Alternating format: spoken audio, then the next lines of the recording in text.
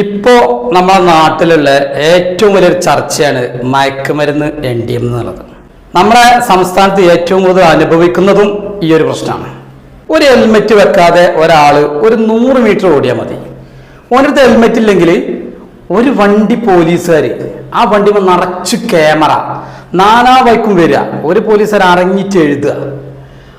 അത്രത്തോളം സുരക്ഷയാണ് ഒരു ഹെൽമെറ്റ് ഇല്ലെങ്കിൽ ഈ പോലീസുകാർ ചെയ്യണത്. ഇവിടുത്തെ ആഭ്യന്തരം പൊതുജനങ്ങളപ്പം കൂടിയിട്ട് ഇങ്ങനെ പറയാം, മയക്കുമരുന്ന് നിർത്തണം, മയക്കുമരുന്ന് അങ്ങനെയാക്കണം, MDM വലിയ ദോഷം ചെയ്യും, MDM അങ്ങനെയാക്കും ഇങ്ങനെയാക്കും എന്ന് ഓരോ സ്ഥലങ്ങളിൽ പോയി ക്ലാസ് വരെ ഇവിടുത്തെ പോലീസുകാർ എടുക്കുന്നുണ്ട്. ഉണ്ടെങ്കിൽ നിങ്ങൾ ചെയ്യേണ്ട കാര്യം എന്താ വെച്ചാൽ ഇതിന്റെ അടിത്തറ വെക്കാൻ നോക്കി. എന്തുകൊണ്ട് കിട്ടണില്ല? ഇവിടുത്തെ കേന്ദ്ര ആഭ്യന്തരത്തിനോട് ചോദിക്കട്ടെ. ഇവിടെ ഒരു കേരളത്തിൽ ചെറിയൊരു പ്രശ്നം, ഒരു കാക്ക പറയാൻ മതി, അപ്പം വന്ന് NI. എന്തുകൊണ്ട് നിങ്ങൾക്ക് വെറും ഒരു ഇത്ര വലുപ്പമുള്ള മയക്കുമരുന്നിന്റെ അടിത്തറ തപ്പാൻ കഴിയാത്തത്? അതന്നെ സംസ്ഥാന ഗവൺമെന്റ് ചോദിക്കാറുള്ളത്. ഒരു ഹെൽമെറ്റ് വെക്കാത്തതുകൊണ്ട് നിങ്ങൾ കൊടുക്കണ പിഴ എത്രയും തരുമോ? 2000. എന്ത് നിങ്ങൾക്ക് ഇതുപോലത്തെ ഒരു ഇത്രയും ഡേഞ്ചർ ആയിട്ട് ഒരു രാജ്യദ്രോഹം ചെയ്യുന്ന ഒരു MDM ഒരു മയക്കുമരുന്ന് എന്താ നിങ്ങൾക്ക് പിടിക്കാൻ വയ്യാത്തത്? എന്തുകൊണ്ട് നിങ്ങൾ ഇതിന്റെ അടിത്തറ തപ്പി പോണില്ല? ഇവിടുത്തെ കോളേജുകൾ ഇപ്പോ ഉണ്ടാവുന്ന ഒരു സംഭവം എന്താണെന്ന് വെച്ചാൽ പ്രേമിക്കാനും കഞ്ചാവ് അടിക്കാനും മാത്രം ഉള്ളൊരു സ്ഥാപനം. പഴയ കാലത്ത് ടീച്ചേഴ്സിനെ പഠിപ്പിക്കുന്ന ടീച്ചേഴ്സിനെ കുട്ടികൾക്ക് ബഹുമാനം ഉണ്ടായിരുന്നു, പേടുണ്ടായിരുന്നു.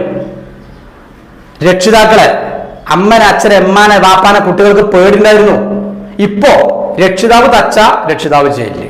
ഞാൻ പറയുന്നത് എന്താണെന്ന് വെച്ചാൽ ഈ വടി ടീച്ചർക്ക് തിരിച്ചു കൊടുക്കുക, ഈ രക്ഷിതാക്കന്മാർക്ക് കുട്ടികളെ നിയന്ത്രിക്കാൻ അധികാരം കൊടുക്കുക, ഇത് രണ്ടും പൂട്ടിടുക.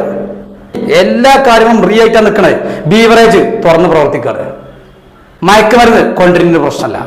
രക്ഷിതാവ് കുട്ടിനെ തച്ച രക്ഷിതാവാകത്ത്, കുട്ടി രക്ഷിതാവ് തച്ച ഒരു പ്രശ്നമല്ല. ഒരു ടീച്ചേഴ്സ് ആ ടീച്ചേഴ്സിന് കുട്ടികളെ തല്ലാൻ പാടില്ല, കുട്ടി തിരിച്ചയച്ച ടീച്ചേഴ്സ് ജയിലിൽ. അങ്ങനെ എല്ലാ കാര്യത്തിനും ഇവിടുത്തെ ഗവൺമെന്റും നിയമവും ആഭ്യന്തരമൊക്കെ എല്ലാ കാര്യങ്ങൾക്കും ഇതിന് സാഹചര്യങ്ങൾ ഒരുക്കി കൊടുക്കുകയാണ്. ആദ്യം ഇവിടുത്തെ നിയമം ചെയ്യേണ്ടത് എന്താണെന്ന് വെച്ചാൽ ഇതിനൊക്കെ തടയുക. അതല്ലാതെ ഒരു ഉള്ളി വാങ്ങാൻ പെരിന്നിറങ്ങിയ ഹെൽമെറ്റ് ഒക്കെ അത് വണ്ടിമ പോകണ്ടോ നോക്കിയാണ് അയിമക്ക് 50 ക്യാമറയും വെച്ച് വണ്ടി ഒന്ന് പിടിച്ചോണ്ട് പിഴ എഴുതിയാണ്ട് സർക്കാരിന് കായ് ഉണ്ടാക്കല്ല വേണ്ടി പാണ്ടാന്നല്ല, എല്ലാം വേണം. നിയമത്തിന് എതിരായ എല്ലാം നോക്കണം. പക്ഷേ ഈ മയക്കുമരുന്ന് NDM പോലത്തത് ഇവിടുത്തെ കേന്ദ്ര സർക്കാരോ കേരള സർക്കാരോ ആഭ്യന്തരങ്ങൾ തിരിഞ്ഞു നോക്കണില്ല. ഇവിടുത്തെ രാഷ്ട്രീയ നേതാക്കന്മാർ മനസ്സിലാക്കേണ്ടതും ഇവിടുത്തെ ഗവൺമെന്റ് മനസ്സിലാക്കേണ്ടതും നിങ്ങളെല്ലാവരും ഈ ഞങ്ങളെ പോലുള്ള പാവങ്ങളായ പൊതുജനങ്ങളെ പൊട്ടന്മാരാക്കാണ്.